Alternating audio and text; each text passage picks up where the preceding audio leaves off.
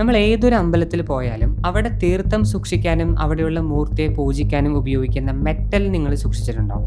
ഒന്നില്ലെങ്കിൽ അത് കോപ്പർ ആയിരിക്കും, അല്ലെങ്കിൽ സിൽവർ ആയിരിക്കും, അല്ലെങ്കിൽ ബ്രാസ് എന്ന് പറയുന്ന ഒരു മെറ്റീരിയൽ ആയിരിക്കും. It's A type of A metal. ഈ മൂന്നെണ്ണത്തിൽ ഏതെങ്കിലുമാണ് മിക്ക അമ്പലങ്ങളിലും അവിടെയുള്ള എല്ലാ വിഗ്രഹത്തിന് മുന്നിലും നിങ്ങൾക്ക് കാണാൻ സാധിക്കുക. എന്തുകൊണ്ടാണ് ഇങ്ങനെ? ഇപ്പോൾ ബാക്കിയുള്ള മെറ്റൽസിൻ്റെ കാര്യം ഞാൻ പറഞ്ഞുതരാം. സ്റ്റീൽ ആയിക്കോട്ടെ, അലുമിനിയം ആയിക്കോട്ടെ, ഇതൊക്കെ മെറ്റൽ എന്ന് പറയുന്നതിനേക്കാൾ ഒരു മെറ്റീരിയൽ എന്ന് നമുക്ക് പറയാൻ സാധിക്കും. ഇതിനൊന്നും എനർജി ഹോൾഡ് ചെയ്യാൻ സാധിക്കില്ല. ഈ പറയുന്ന പ്രാണിക് ഫോഴ്സ് എന്ന് പറയുന്ന ഒരു കോസ്മിക് എനർജി ഒരിക്കലും അതിനെ ഹോൾഡ് ചെയ്യാൻ സാധിക്കില്ല. ഇനി അഥവാ അതിനൊരു പ്രഭാവം തട്ടിയാലും അതിനെ പോസിറ്റീവായിട്ട് കൺവേർട്ട് ചെയ്യാനോ അതിനെ റേഡിയേറ്റ് ചെയ്യാനോ ഒന്നിനും മറ്റൊരു മെറ്റീരിയലിനും സാധിക്കില്ല. പക്ഷേ കോപ്പർ, സിൽവർ, ബ്രാസ് പോലുള്ള മെറ്റീരിയലുകൾക്ക് നമ്മൾ അതിൽ എന്ത് എനർജിയാണോ കൊടുക്കുന്നത് അതിന് അധിക നേരത്തേക്ക്, ഒരുപാട് ചില സമയത്ത് വർഷങ്ങളോളം എനർജിയെ ഹോൾഡ് ചെയ്ത് പിടിക്കാനും ആ എനർജിയിൽ എന്തെങ്കിലും ഇംപ്യൂരിറ്റി ഉണ്ടെങ്കിൽ അതിനെ പ്യൂരിഫൈ ചെയ്യാനും ഇത്തരം മെറ്റൽസിന് സാധിക്കും. അതുകൊണ്ടാണ് നമ്മൾ ദൈവത്തിനെ പൂജിക്കുമ്പോൾ ഈ തീർത്ഥം ഒരു കോപ്പർ വെസലിൽ വെക്കുന്നത്. സോ ഓട്ടോമാറ്റിക്കലി ആ മൂർത്തിയിലുള്ള എനർജികൾ ആ വെള്ളത്തിലേക്ക് പ്രവേശിക്കുകയും കോപ്പറിൻ്റെ സഹായത്തിൽ അത് കുറച്ചുകൂടെ എനർജൈസ് ആവുകയും ചെയ്യും. അതാണ് നമ്മൾക്ക് തരുന്നത്. അത് കുടിക്കുന്നവർക്കും സ്വാഭാവികമായും ആ മൂർത്തിയുടെ കുറച്ച് പ്രാണിക് ഫോഴ്സ് ഉള്ളിലേക്ക് പ്രവേശിക്കും. ഇതാണ് തീർത്ഥത്തിൻ്റെയും ആ തീർത്ഥം കീപ്പ് ചെയ്യുന്ന മെറ്റീരിയലിൻ്റെ, ഒരു മെറ്റലിൻ്റെയും രഹസ്യം. നൗ ഇതേ മെത്തേഡ്, ഇതേ ടെക്നിക്ക് നിങ്ങളുടെ ആഗ്രഹങ്ങളെ മാനിഫെസ്റ്റ് ചെയ്യാനും ഉപയോഗിക്കാൻ സാധിക്കും. It's A unique method. അതെങ്ങനെ ചെയ്യണമെന്ന് ഞാൻ പറഞ്ഞുതരാം. വീഡിയോ അവസാനം വരെ കാണും. എങ്ങനെയാണ് ഒരു മെറ്റൽ ഉപയോഗിച്ച് നമുക്ക് മാനിഫെസ്റ്റ് ചെയ്യാൻ പറ്റുക എന്ന് ചോദിച്ചു കഴിഞ്ഞാൽ നമുക്ക് തീർത്ഥത്തിൻ്റെ അതേ ഒരു സയൻസ് നോക്കുക. അവിടെ രണ്ട് കാര്യങ്ങളുണ്ട്. ഒന്ന്, ഏതെങ്കിലും ഒരു മെറ്റൽ ഉണ്ട് അല്ലേ, കോപ്പറോ സിൽവറോ ബ്രാസോ ഉണ്ട്. അതിനുള്ളിൽ എന്തുണ്ട്? ലിക്വിഡ് ഉണ്ടാവും. ചിലപ്പോൾ പാലായിരിക്കും, ചിലപ്പോൾ വെള്ളമായിരിക്കും. നമുക്ക് വെള്ളം എന്ന് തന്നെ എടുക്കാം. അതാണല്ലോ യൂഷ്വലി തീർത്ഥമായിട്ട് കൊടുക്കുക. നമ്മൾക്ക് വെള്ളം തന്നെ എടുക്കാം. എന്താണ് വെള്ളത്തിൻ്റെ പ്രത്യേകത? അതിന് മെമ്മറി ഉണ്ട്. മാത്രമല്ല ഏതൊരു കാര്യത്തെയും ഈസി ആയിട്ട് ട്രാൻസ്ഫർ ചെയ്യാൻ വെള്ളമാണ് ഏറ്റവും ബെസ്റ്റ്. അതിന് ഉദാഹരണം എന്താ?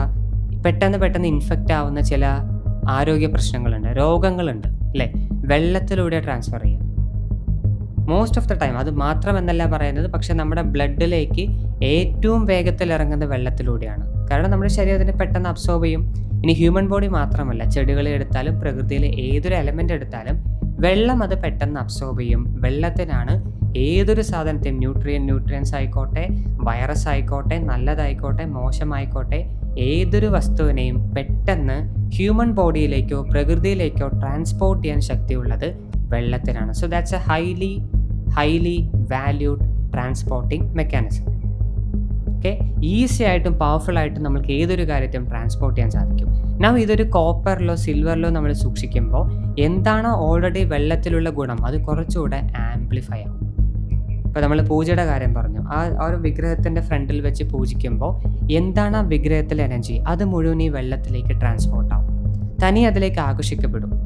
ഇനി അതിൽ അഭിഷേകം ചെയ്ത വെള്ളമാണെങ്കിൽ പറയണ്ട, നല്ല രീതിക്ക് അത് ചാർജഡ് ആയിട്ടുണ്ടാവും. അത് കോപ്പറിലോ സിൽവറിലോ കീപ്പ് ചെയ്യുമ്പോൾ അതിൻ്റെ ഇമ്പാക്റ്റ് നല്ലോണം വർദ്ധിക്കും.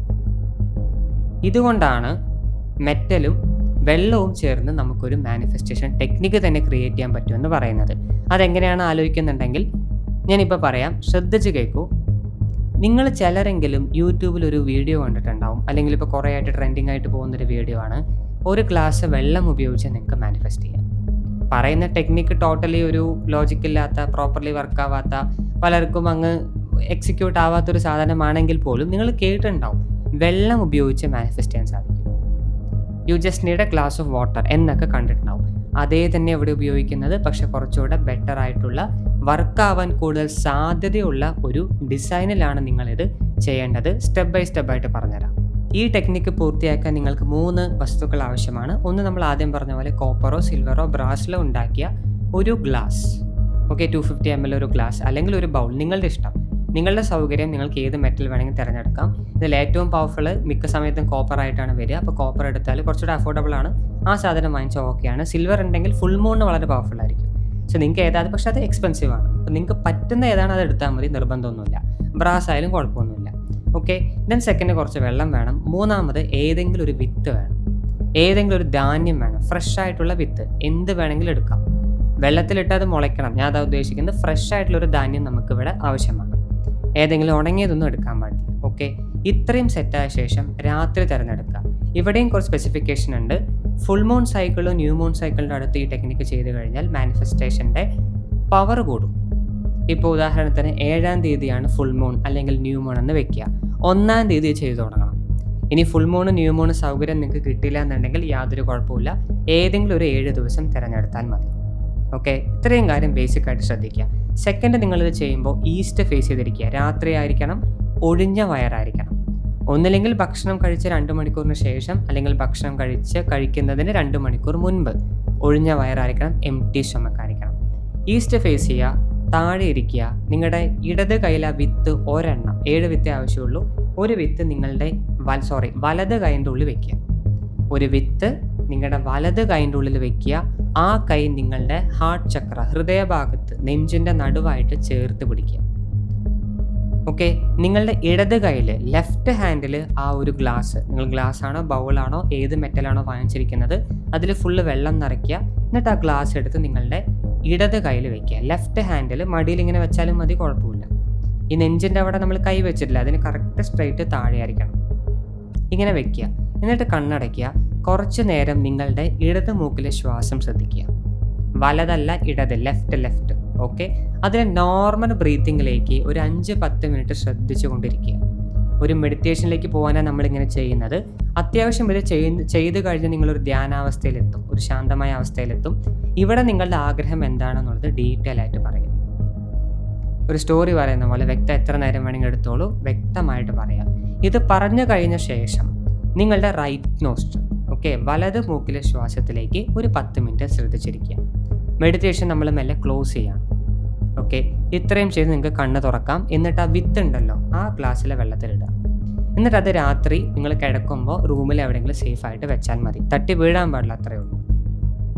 ഇത്രയേ ഉള്ളൂ ടെക്നിക്ക്. ഇത് 7 ദിവസം കണ്ടിന്യൂസ് ആയിട്ട് ചെയ്യണം.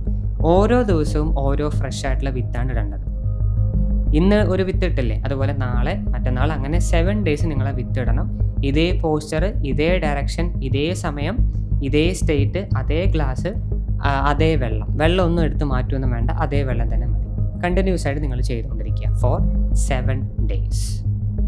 ഇങ്ങനെ ചെയ്താൽ എന്തുകൊണ്ടാണ് മാനിഫെസ്റ്റേഷൻ സ്പീഡാവും, അത് നടക്കും എന്ന് പറയാനുള്ള റീസൺ എന്താ? അമ്പലത്തിൻ്റെ സെയിം സംഭവം. നിങ്ങൾ ഉപയോഗിച്ചിരിക്കുന്ന ഏതെങ്കിലും ഒരു സാധാ ഗ്ലാസ് അല്ല, എനർജൈസ്ഡ് ആയിട്ടുള്ള ഒരു മെറ്റലാണ്. അത് കോപ്പർ ആയിരിക്കാം, സിൽവർ ആയിരിക്കാം, വിച്ചർ ഇറ്റ് മേ ബി. അതിന് സ്വാഭാവികമായിട്ടും കോസ്മിക് ഫോഴ്സുകളെ, പ്രാണിക് എനർജികളെ വലിച്ചെടുക്കാനും അതിൽ വെള്ളമുണ്ടെങ്കിൽ എസ്പെഷ്യലി അതിലേക്ക് ട്രാൻസ്ഫർ ചെയ്ത് പ്രൊട്ടക്റ്റ് ചെയ്യാനും അതിന് ഇനിയും കൂടുതൽ ഇമ്പാക്റ്റ് ഉള്ളതായിട്ട് മാറ്റാനും സാധിക്കും. ദെൻ നമ്മൾ ചെയ്യുന്ന 10 മിനിറ്റ് ധ്യാനത്തിൻ്റെ ഓൾമോസ്റ്റ് ഒരു 20-30 മിനിറ്റ്സ് ഉണ്ടോ. നിങ്ങൾ നടുവിൽ ആഗ്രഹം കൂടെ പറയുമ്പോൾ ആദ്യം ഒരു 10 മിനിറ്റ്, ദെൻ ഒരു ആഗ്രഹം പറയുന്നു, ദെൻ ഒരു 10 മിനിറ്റ്. ഇത്രയും ഒരു ഫേസ് അവിടെ ഉണ്ടാകുമ്പോൾ നമ്മൾ കയ്യിൽ വിത്ത് പിടിക്കുന്നത് കൊണ്ട് നിങ്ങളുടെ തോട്ട്സ്, അതിൻ്റെ വൈബ്രേഷൻ, അതിൻ്റെ വേവുകൾ മുഴുവനും ഈ വിത്തിലേക്ക് ട്രാൻസ്ഫർ ആയിട്ടുണ്ടാവും. ഓക്കെ, ഒപ്പം നിങ്ങളുടെ ഗ്ലാസ്സിൽ വെള്ളവും വെക്കുന്നില്ലേ ആ മെറ്റലിൽ, അതിലും നിങ്ങളുടെ തോട്ട് വേവുകൾ പോയിട്ടുണ്ടാവും, അത് ചാർജ് ആയിട്ടുണ്ടാവും. ദെൻ അതിലേക്ക് നമ്മൾ വിത്ത് ഇടുമ്പോൾ ഒന്നുകൂടി അതിനെ സ്ട്രെങ്തൻ ചെയ്യാണ്. ഇത് ഫുൾ മൂണിൻ്റെ അടുത്ത് ചെയ്യണം അല്ലെങ്കിൽ ന്യൂ മൂണിൻ്റെ അടുത്ത് ചെയ്യണം എന്ന് പറയാനുള്ള റീസൺ, മൂണുകൾ വെള്ളത്തെ കൂടുതൽ സ്വാധീനിക്കും, കുറച്ചുകൂടെ അതിൻ്റെ ശക്തി നന്നായിട്ട് വളരും. ഇപ്പോൾ ലോജിക്ക് പിടികിട്ടിയോ? നിങ്ങൾ ഒരു വിത്ത് പാകുകയാണ്, നിങ്ങളുടെ ഡിസയറിൻ്റെ ഒരു വിത്ത് അവിടെ പ്ലാന്റ് ചെയ്യുകയാണ്.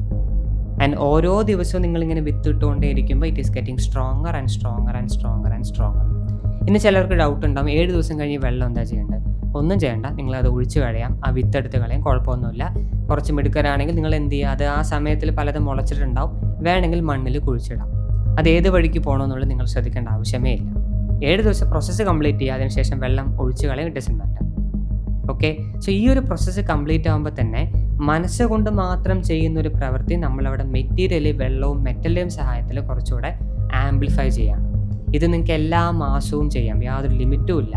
ഫുൾ മൂണിന് ചെയ്യാം, ന്യൂ മൂണിന് ചെയ്യാം, എത്രത്തോളം ചെയ്യുന്നു അത്രയും നല്ലത്. നിങ്ങളൊരു ഡെയിലി റിച്വൽ അല്ല, മൂൺ സൈക്കിളിൻ്റെ അടുത്തുള്ള റിച്വലായിട്ട് ചെയ്താൽ പോലും this is very very effective. അതാണ് ഇതിന് പിന്നിലുള്ള സീക്രട്ട്. ഓക്കെ, അപ്പോൾ നിങ്ങൾ ഇന്ന് തന്നെ കഴിയുമെങ്കിൽ ഈ മെറ്റീരിയൽസ് ഒന്ന് അറ്റൈൻ ചെയ്യാൻ നോക്കുക, ശേഷം ഈ പ്രോസസ്സ് ഒന്ന് ട്രൈ ചെയ്ത് നോക്കുക. ഓക്കെ, ഈ വീഡിയോ കൃത്യം നല്ല രീതിക്ക് മനസ്സിലായെന്നുണ്ടെങ്കിൽ താഴെ കമൻറ്റ് സെക്ഷനിൽ അറിയിക്കുക. പുതിയ ടെക്നിക്സ് ആയിട്ട് ഉടനെ വരാം.